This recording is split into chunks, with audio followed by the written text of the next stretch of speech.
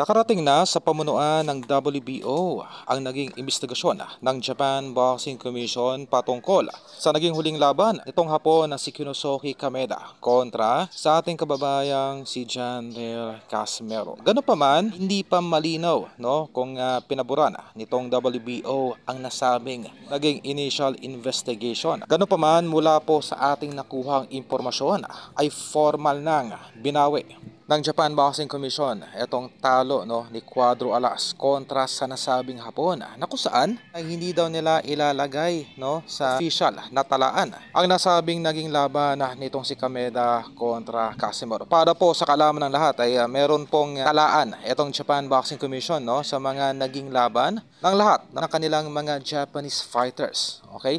At ang nasabing laban daw ay magsisilbing void. Sa madaling salita ay hindi po counted itong naging laban ni Kinosuke Kameda kontra kay Casimero dahil po sa tatlong kadahilanan. Una ay sa labas daw ng Japan naganap ang naturang laban nitong si Kameda. Pangalawa ay meron na pong mga pending case itong Kameda promotion patungkol sa mga maanumalyang fight fixing.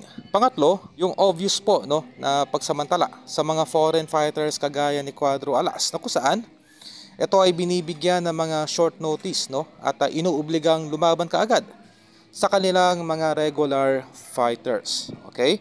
Ganun pa man, kung ito ay mapagtitibay pa ng Japan Boxing Commission ay maaari pong makuha ang atensyon hindi lamang ang WBO kundi ang tatlo pang sanctioning bodies upang magkaroon po ng maliwanag na regulasyon patungkol dito sa mga maanumalyang laban. Okay. Para po sa kalaman ng lahat ay supposedly ay dapat ay tinanggalan na noon pa man ng lisensya itong si Koki Kameda sa kanyang promotion. Okay? Kaya kung mapapansin ay madalas po sa labas ng bansa kinakasan nito ang kanyang mga laban.